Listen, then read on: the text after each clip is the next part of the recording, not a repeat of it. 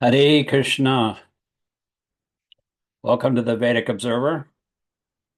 Tonight there'll probably be nobody on because it's Memorial Day, but tonight we're going to be reading a article that was released today by Thom Hartmann. He never has a day off. Him and his wife produce uh, something every single day, and his wife writes and produces a song that's inspired by the article. So we're going to read today um, this article here. I'll show it to you here. Why corruption always breeds tyranny. Lessons from Trump's second term playbook. The chilling similarities to past tyrants and why America can't look away anymore. Quote, all tyrannies rule through fraud and force, but once the fraud is exposed, they must rely exclusively on force. George Orwell. It's axiomatic that dictators are corrupt, but understanding the inevitable relationship between corruption and dictatorship and how it flows in both directions is essential to understanding the direction the Trump crime family is taking America. First, it's important to know that there is no such thing as a dictator who is not corrupt. Every dictator in world history, with the possible exception of Cincinnatus, has been massively corrupt. To defy public opinion while skimming wealth out of the state's coffers and public commons, national leaders must use the typical tools of dictatorship to intimidate good government advocates into silence. Violence, threats, capture of police agencies and courts, intimidation of the press, cowing politicians, and prisons. I've worked in and negotiated with governments in multiple countries where this was the plain reality. Uganda under Amin, Haiti, the Philippines under Marcos, Thailand during the military coup, Colombia, Peru, Russia, South Sudan, China in the 1980s, and a handful of others. In every case, the media was cowed. Courts were run by sycophants loyal to dear leader, and the police were largely unaccountable to the people while kleptocrats shoveled fortune onto offshore banks and the American or British real estate. We are only one of the two developed countries in the world that allow anonymous shell companies to, quote, invest, end quote, in real estate. Less obvious, though, is how politicians in functioning democracies become dictators in order to protect their own corrupt attempts to profit off their leadership roles and loot the national purse. Americans are particularly blind to this, as we've never seen a president who publicly attempted to use his position of power to enrich himself. Even Nixon had the good sense to try to hide his bribes he took from the milk lobby and Jimmy Hoffa. Looking at how this works in other countries, however, reveals a pattern. First, the democratically elected leader takes power, like Putin did in Russia and Orban did in Hungary. In the beginning, things seem relatively normal, although there's an apparent zeal for, quote, reforms, end quote, that seem questionable, like replacing government functions with private contractors close to the leader, appointing incompetent but totally loyal toadies to run major essential agencies, and changes to election laws, making it easier for wealthy people to buy elections and harder for democracy advocates to vote. These quote reforms are the early warnings that, if not stopped quickly, a dictatorship is being birthed. Next come loud complaints about, quote, fake news, end quote, enemies of the government, end quote, and, quote, activist judges, end quote. This is the second major warning that the newly elected leader is trying to move the country toward authoritarianism. Once the public is inured to these signals, the next step is for the leader to actively convert his position of political power into cash for himself, his family, inevitably. Remember Saddam's sons, Uday and Kushey, and the oligarchs he brought into his circle of power? He sells access to himself and the senior leader levels of his government using barely legal schemes, bestows favors to corrupt foreign nations and their leaders in exchange for their enriching his family, and systematically replaces judges and agency heads with people whose first loyalty and often financial interest is to him personally, rather than the nation or the rule of law.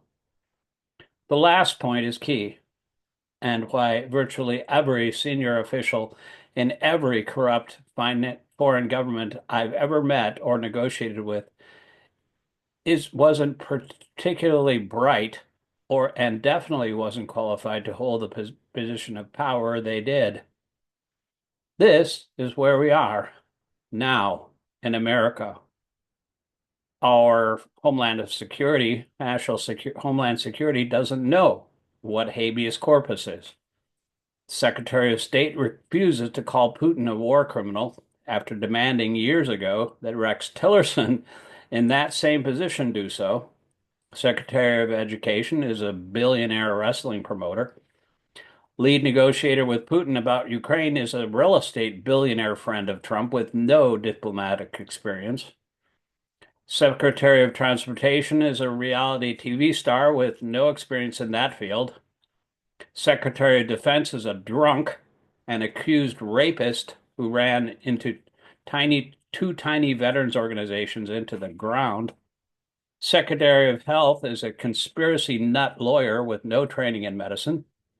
Social Security Commissioner is a former Wall Street executive who had to Google his own new job description. EPA Administrator is a former congressman with deep connections to the fossil fuel industry. Secretary of Interior was heavily invested in fossil fuels.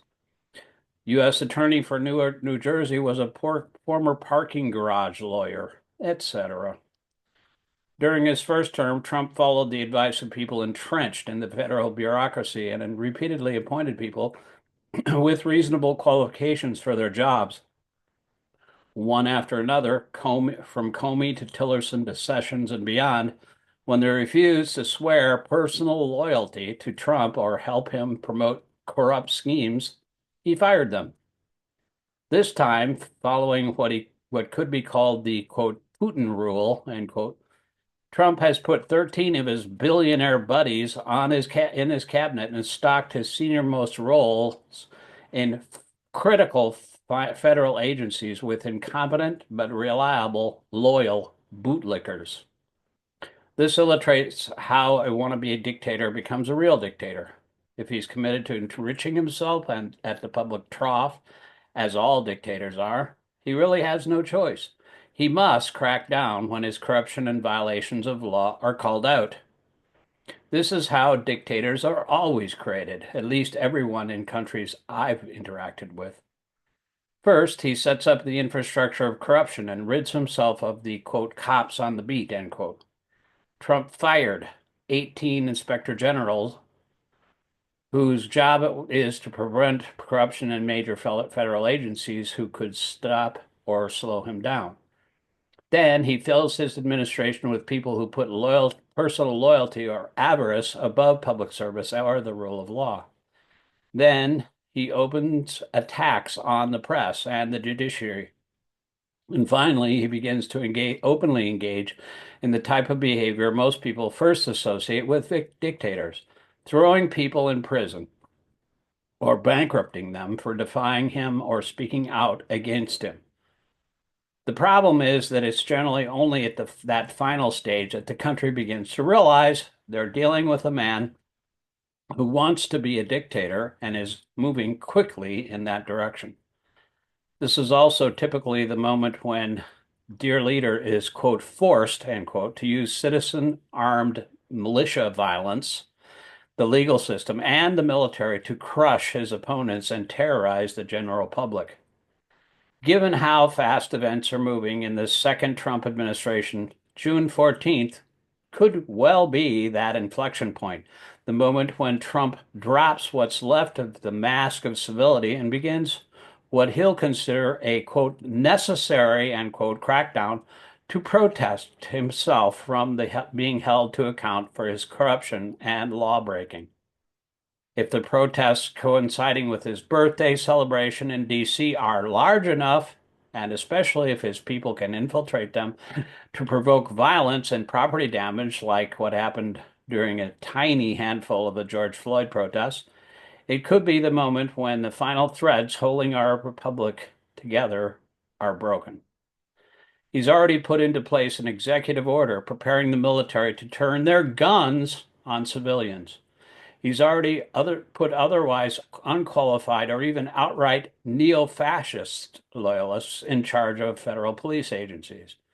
And he's already ignoring court orders that might restrain him. This could be the final test of America's will to democracy. And if not this June, it'll almost certainly come over the following year. We sacrificed blood, treasure, and lives to stop the then brutal King of England, the fascists of the Confederacy, and the Nazis of Europe. Do we still have the will, the determination, and the courage to fight one more battle on behalf of democracy? Stay tuned.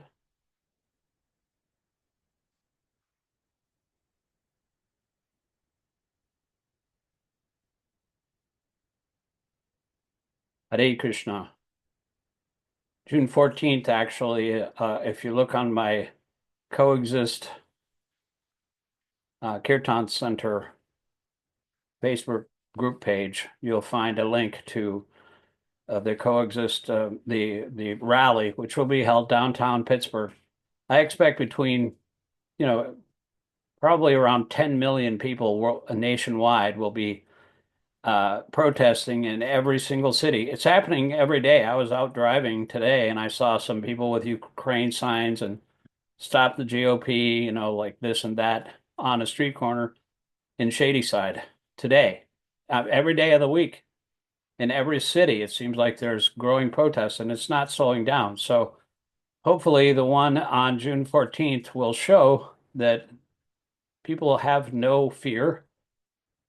What can they do to us? They can kill us. That's the worst they can do. But it's just the body. We're not the body. We're spirit soul. So if we die trying to protect Prabhupada's movement, which he started here in America for a reason, because the world follows America. Um, try to bring it back to its original leadership position. Right now, we're a pariah in the world. The world hates us. Nobody follows our lead anymore because we have no leadership. It's corrupt. It's a fascist authoritarian dictatorship, and it's getting worse every single day. So we the people are the only bulwark against this kind of authoritarian takeover. It's a coup, and we have no choice but to get out there and get active. So hopefully, go to look up on Facebook, coexistkirtancenter.com or to Coexist Kirtan Center on Facebook. Search for it, and that's our group page. Join, and you'll be notified of any upcoming Zoom broadcast videos and events like the one on June 14th, where Trump is going to have his Kim Jong-un style parade glorifying himself. So thank you very much and have a wonderful Memorial Day. Hare Krishna.